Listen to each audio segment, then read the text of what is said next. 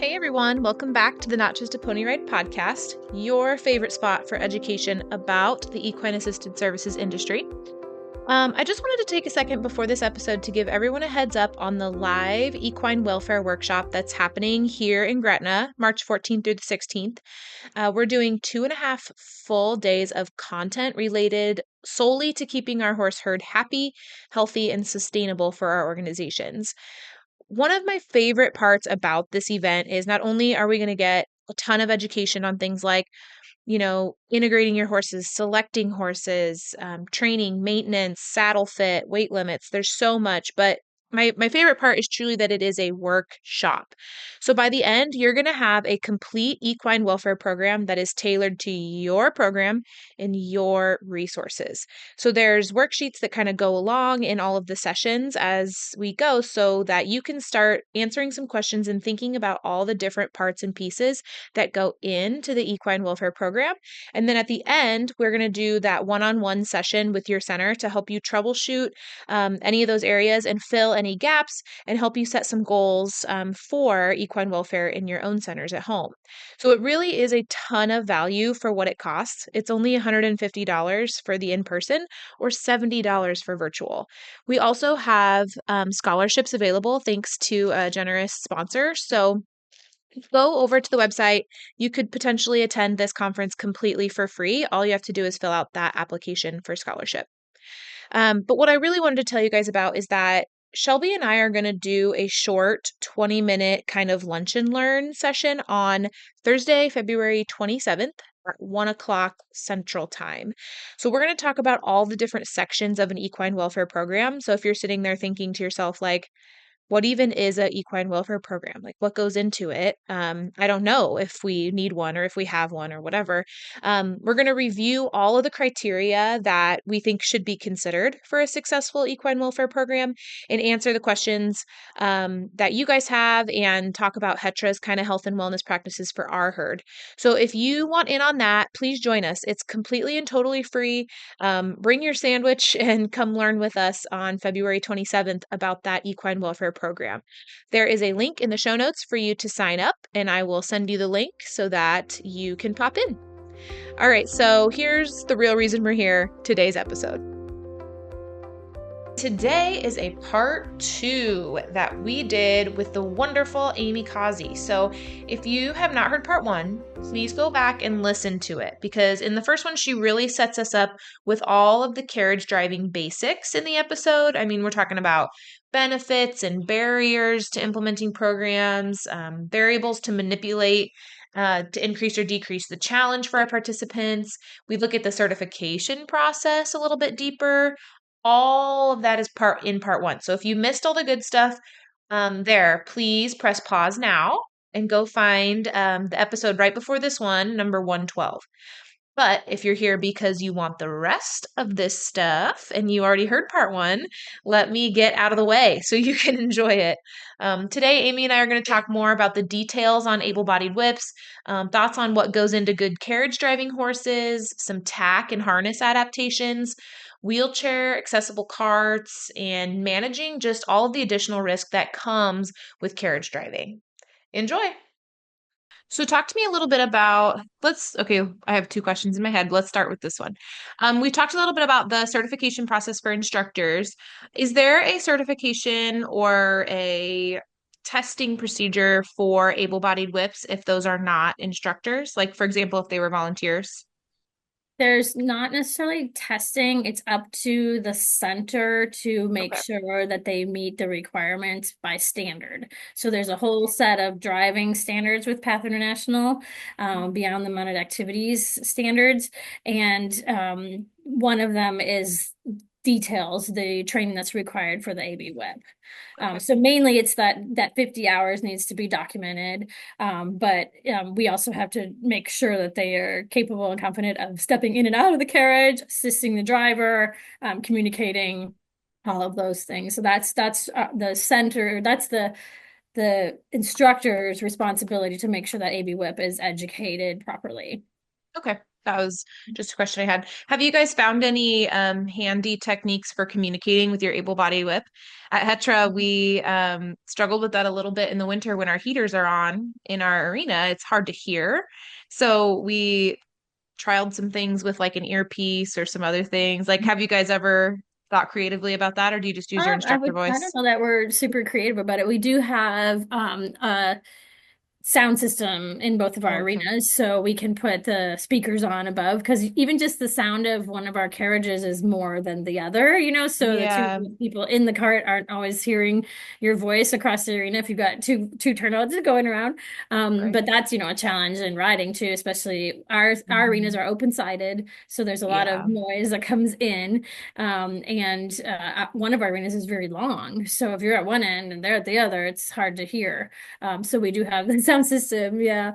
In the past, we have used the little microphone packs where you can talk directly to the rider or the driver. We haven't really used them in the carriage necessarily, but that is a possibility as well, that you could put direct speaker line just to the carriage, so that it would be, just on a, sound system right there on the AB web. Yeah. Mainly it's our instructor voices, Katie. Yeah, right. Yeah. Really big and booming. So let's talk a little bit about, well, let's switch gears a little bit about and talk about carriage driving horses Sure. and what goes into a good, reliable, steady Eddie for our carriages.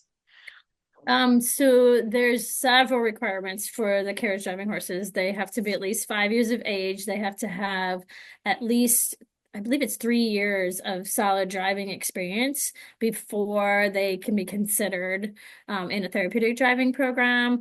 One of the other main things that's super important is they need to be able to stand really quietly. So when Yeah. you park, they need to park, because for that driver that I was explaining to you that takes 5 people to get in the cart, Mm, the time that it takes, they have to be really patient. And even if they shift their feet and move, the cart moves just enough that the step that they're trying to step into the carriage moves.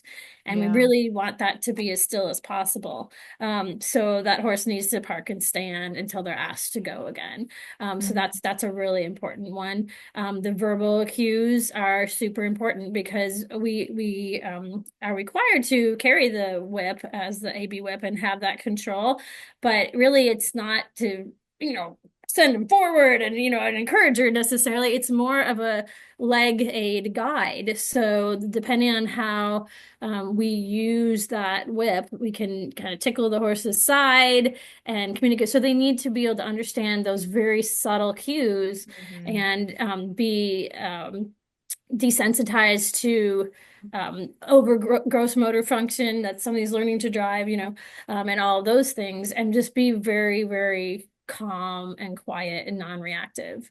Yeah. Because a horse reacting in the carriage can, the AB whip has to always really be on their game, just like anything in riding as well. But there's just so much more momentum to pulling the cart behind than Mhm. being just on back of horse. Yeah, absolutely.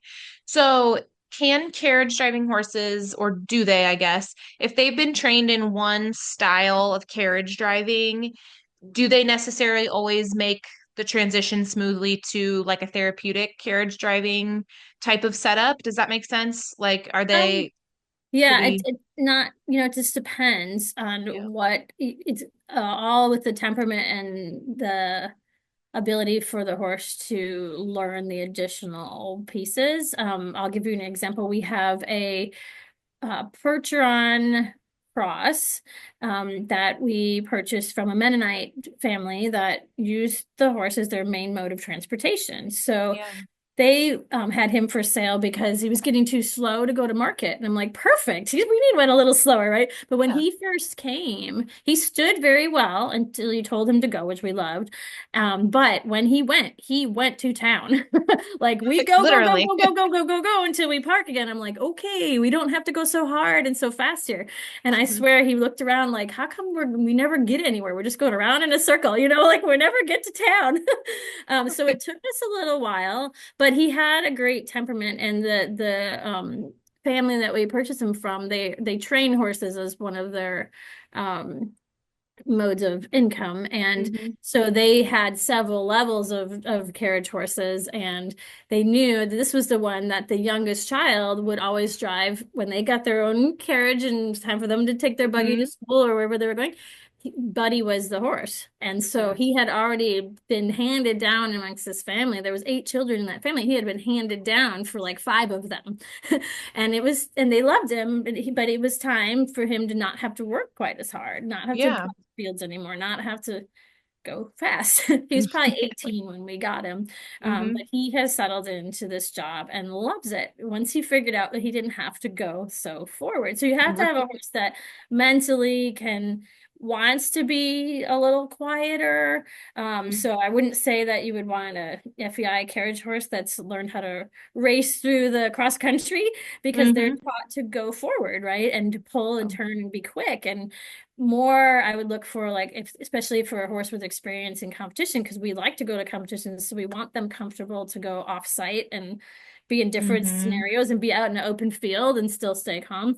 I look for more of that carriage pleasure, that ladies driving horse, that go slow until you tell it to go faster. They have to, if they have some expandability to their trot, a slow trot, a working trot, and a strong trot. We don't really ever get to the strong trot if we can help it, right? Right. Usually. But we want to be able to have that slow trot and a working trot so they can work on those differences in gait. And if the horse is already educated in that, it really helps transition over to the additional things that we do.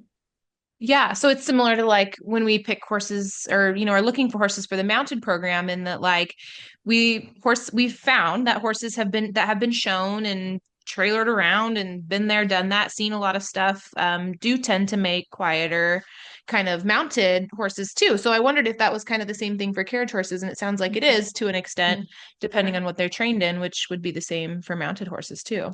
Right. Is the carriage driving horse market as hot as mounted horse market right now? Is it hard to find one? I it's really hard to find one with the training level and the temperament. Yes. We tend to get them and then have to build some more onto them. Our other fjord that we have, he came to us with a little bit of driving experience. We didn't know how much. We know he had been, we saw video, but and so we restarted him, but learned real quickly that he knew a lot of stuff, which was Yeah, really great. But we weren't good problem. expecting him. We bought him for the mounting program too, so Mhm. he was already doing PTOT and TR stuff. And then we just kind of slowly developed his carriage, his experience with what we needed, and it's been really great. But he obviously had some foundation. So if we do have to replace a horse for the carriage program, we look for one that already has had the experience. And luckily, we're kind of pretty well connected with like I said, with our local club. Yeah. So people hear of things, they let us know. And that's where our older fjord, and then a horse before that, came through that carriage club. That there were horses that were kind of ready to retire from what they were doing at their level, but had a good, quiet temperament that would work well for a program.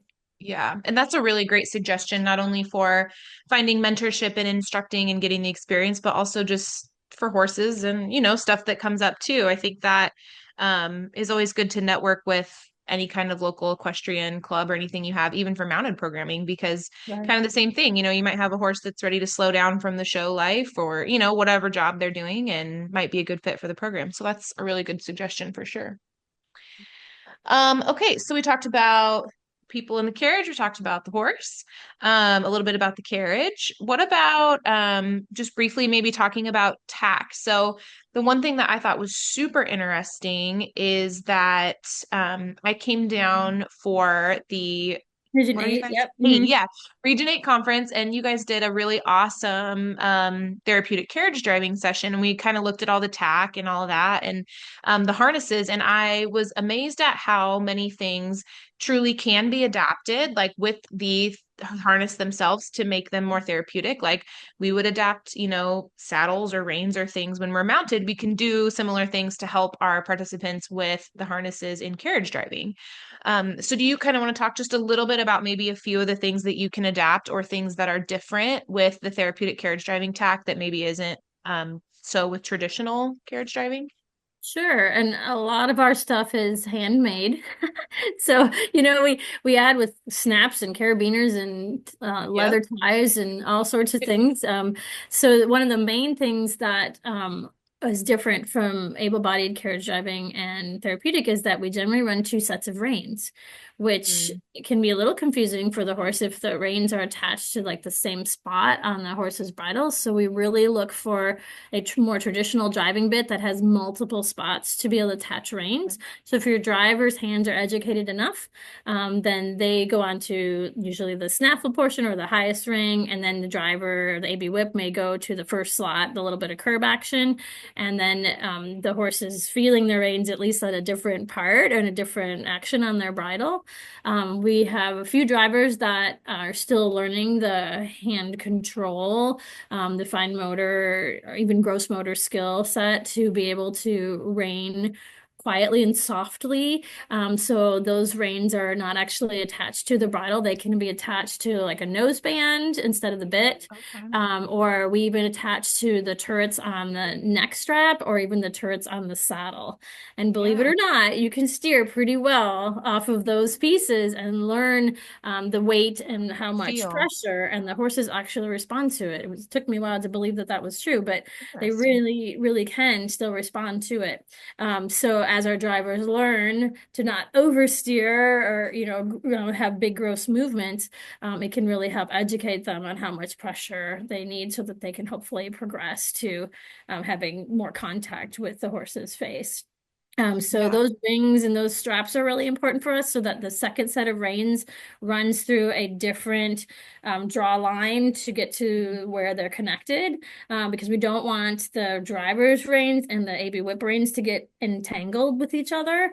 The AB whip always has to have a straight line to control. So when you're teaching your volunteers, you also have to teach them how to thread those lines so Yeah. that they're not crossing or impeding the contact that the AB whip needs to be able to continue to control the horse.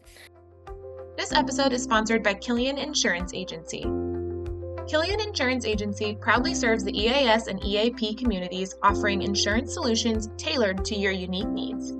They provide coverage for therapy horses, equipment, camps, events, and facilities while addressing the specific liability concerns of your programs. Whether you operate an EAS center, provide EAP services, or manage a ranch or farm without these programs, they're here to protect your work. If you're new to the EAS or EAP industry, they can guide you through the coverage process. Contact Killian Insurance Agency today to discuss how they can help safeguard your critical impact that you make on individuals and communities. Find them at www.farmequineinsurance.com or at the link in the show notes. As for adaptations in the cart itself, we have footrests if an individual is not quite tall enough or needs extra balance. We have extra blocks that we can strap into the floors of our carriages to help that driver be more secure. We have worked with individuals in wheelchairs that need some bolster support, so we can put wedges and bolsters around their body in their chair.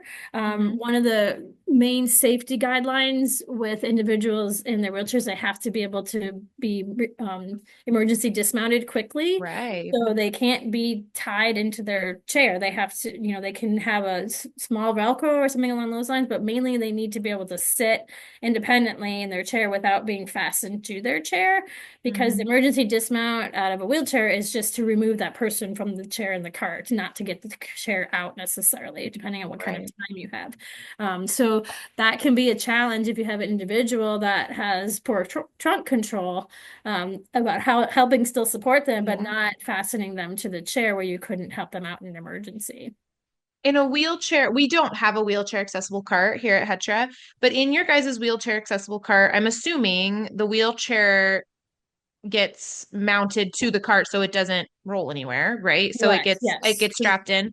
So that Mhm. makes that even more important that they don't have their harness on or whatever in their wheelchair, right? Right. So that you Right. can get them out. That makes sense. Yep. Yep. And our wheelchair ramps are loaded from the back. So the AB whip is already in and the ramps get dropped down, and then that chair pushes up from behind, and then the ramps close behind to fasten the chair in. So the ramps themselves have a latch that hooks to the wheels of the carriage and then gets locked. And then also we fasten the front wheels down with cat collars to fasteners on the floor. So, and then the chair brakes are also locked so that we Right. don't, once the chair is in, we don't want that chair moving around in the cart for sure. So that has to be fastened very securely. But like you said, you still need to be able to get your driver out in case of an emergency. So Yeah. the driver needs to be able to be free of all the pieces. We Speaking of other adaptive equipment too, reins. We can do a lot of different things with the reins, just Mhm. like in therapeutic riding.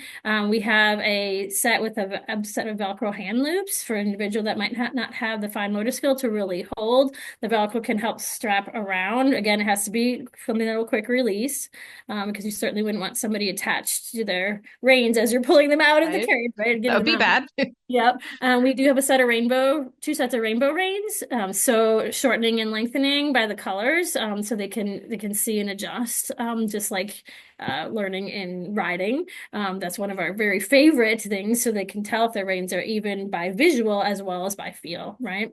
Right. And then we've had other ones with rein handles, just loops to slide through. So if they can hold, but maybe their hands slide and they don't tend not to keep their reins a certain length, we have these Mhm. rein loops that will help keep their hands secure. Um, so that's the main pieces. We even have a rein handle that can attach to our driving rein for somebody that can only use one hand One that hand. still wants to be able to direct rein That's with. great. There's so So, many options available for equine assisted services. I mean, if we just look at it as a whole, not even just, therapeutic carriage driving, but just ways that we can make equestrian activities accessible for people. And I just think that's incredible. Um, I do have a question about emergency dismounts because we just did a practice, or like we were, a group of us got together and we were going through our emergency dismount plan in the carriage and all of that. How do you guys practice and train for emergency dismounts at eQuest? Do you guys go through that with your horses and volunteers? Do you just kind of talk about it? How do you do that? a little bit of both. We Mhm. do talk about it in all of our volunteer trainings. Right. So we don't necessarily pull somebody off, but we talk through the Right. steps with Hmm. that. We do also have a safety week in each semester where we review. The instructor's job is to review with everybody. Hey, this is what we would do. If the rider is capable of demoing, we can at least have them kick their feet out and get them off. And then the carriage, we talk about it a lot, especially when we're loading and unloading somebody in a wheelchair of like, Hmm. here's what your role is, here's what your role is, every single class, Yeah. because you can't make those decisions necessarily when it's in the moment and it needs to happen. Right. Those people already need to know what their role is.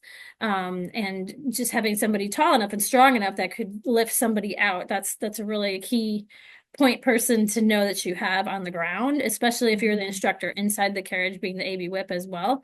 You are still in control of the horse, so you can't be in control of the driver. So Yeah. that's something that really has to be thought through and planned. And the training of the volunteers is super important on the other additional aspects of what might be involved. I just think that's such an interesting nuance with carriage driving because of what you said, right? The able-bodied whip or the instructor, whoever's in the cart with the participant, or the driver is responsible for that horse, right? So they need to be managing that, getting the horse stopped, or whatever it is. And how do we manage the participant that's in the cart too, and making sure they're okay and all of that. So it's just kind of a part of carriage driving that is more, um, I guess, has more risk, Mhm. but something that if everybody knows their job and their role ahead of time and you prepare for that can be definitely managed effectively. Right. Yep, and that verbal communication is super important. So Yeah. the AB whip and the instructor need to be able to communicate to the team and practice that, you know. Yeah. So we just make sure that everybody knows what their roles are and that they've been trained in their specific piece, or multi, you know, task trained. A lot of Yeah. our carriage volunteers can be headers or loaders or Mhm. all the different parts harness. They know all the pieces. They know how to quickly get the horse out of a harness if they need to as well. So Yeah. if we had a horse trip or go down, and which buckles do we undo to get them out the fastest. So we Yeah. have some practice about that too. Yeah, that's important to review for sure. Um, are there any additional precautions or contraindications that you might consider for someone that's going to be driving in therapeutic carriage driving versus mounted work? I know we talked about like um, using verbal commands and being able to have enough core support to support yourself and those kinds of things. But is there anything additional that you folks might consider when putting someone in the therapeutic carriage driving program?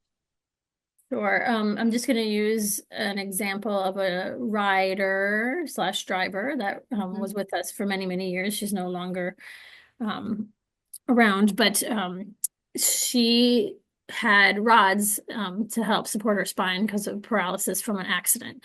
And so part of it was her being able to communicate how she felt. But everybody thought the transition from mounted to the carriage would actually help her back. And we found that one of the carriages, the input was too much. Oh, It made her more sore. So interesting. we have to follow the same set of guidelines per disability as we do for mounted activities. Mm. So you want to be very careful that you don't just say, oh, they're not able to support themselves up on the horse, but oh, they're in their chair, so they're going to be fine. But you have to know that there's still that same amount or more input, and the body's still going to be feeling all of that. So we have to be very careful on who we can allow to be in the carriage if somebody's very limited physically Yeah. because of that. I, I mean, a little bit kind of as we wrap up here too, I think that one of the barriers is that sometimes we have riders that kind of like you said that we want to try something different. Maybe the mounted activity on the horse is not either we're outside of our, precautions, contraindications or weight or, whatever that case may be, or it's time for a change. But sometimes we struggle with getting participants, I don't want to say like on board, but and their families with seeing the benefits of the carriage driving and how that can still be really a really enjoyable experience for everybody. Do you guys ever experience that at eQuest, or how do you manage, I guess, your family or participant expectations? I'm just trying to think back of some of the clients that came. Several times we've had riders that no longer met our mounted weight limit, but still met our weight limit for the carriage. It was a good transition for them because they can stay participating in activities. It really comes down to how you hype up the activity, right? Right. So to them, it was not a downgrade because they still both wanted to compete and they still had that opportunity in the carriage. And it was a That's awesome. whole new world basically of Hmm. learning the equipment and helping harness their horse and communicating in a different horse than they had worked with when they were mounted. So it was a good educational experience and an opportunity to grow and learn. So it wasn't really seen as oh, you can't do this anymore, so you're going to do this. It was like, hey, let's try this as Yeah. well. And look at the skill set that you can learn. So I really think it just comes from the way that you portray it. Mhm. And we like to offer it if the individual's not quite sure, if they have a big fear factor, sometimes it's easier to get Yeah. them in the carriage than it is to get them up on the horse. So sometimes it's a way to start and then even progress I like. into therapeutic riding because they communicate with the horse on the ground first and they watch how this horse is being attached and they watch somebody else go around in the cart first to warm up and then Mhm. they're like, oh, I can do all that, right? So it sometimes it's been a good growth in that and the opposite direction too, right? Yeah, I like that. I think that's a really great transitional activity because you're right. If the being in the carriage, especially being next to somebody, like gives you a little bit more confidence. Like, okay, I got someone next to me that knows what they're doing. Versus when you get on the horse, it's like you up there. You have a leader on the ground, but it could be a little bit more, a little bit more scary than being in the carriage. And I like that as a transitional activity. Very good. All right. Well, I've kept you for a very long time, Miss Amy. I could talk to you forever about more than just carriage driving for sure. I could pick your brain about. But is there anything kind of parting that you want to share with anyone that's maybe interested in carriage driving or, any great wisdom? I just I think it's really important to reiterate how critical it is to be safe.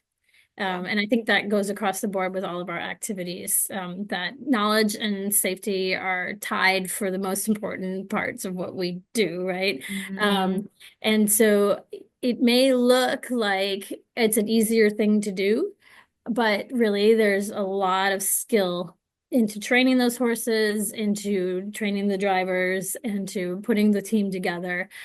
So really, it's important to seek out that good mentorship.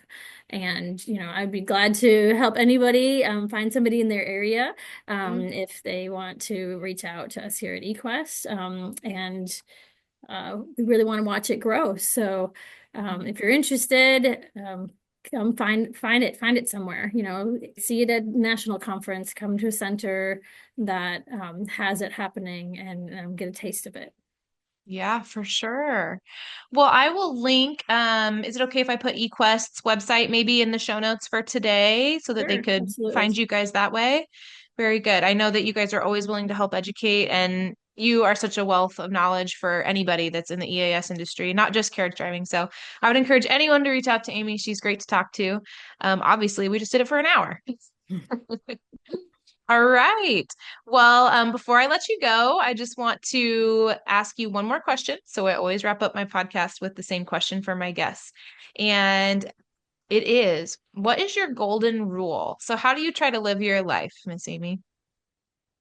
Oh, goodness, my golden rule is to share my knowledge and love of horses with anyone that wants to learn. I love that. You're in the right industry then. You're in the right business. That's perfect. All right. Well, thank you for spending so much time with us. I appreciate you. I know you're busy. So thank you for sharing. And I'm sure we'll see you down the road again soon. Thank you, Katie. That's all for today. But until the next episode launches, scroll down to the show notes and click on the link to get plugged in with us on Facebook, Instagram, or our exclusive educational club at Patreon. This podcast is presented by Hetra University, the educational arm of Heartland Equine Therapeutic Riding Academy in Gretna, Nebraska. Hetra University's mission is to provide high-quality educational offerings to the EAS community. Check out all the Hetra University has to offer at www.hetrauniversity.org.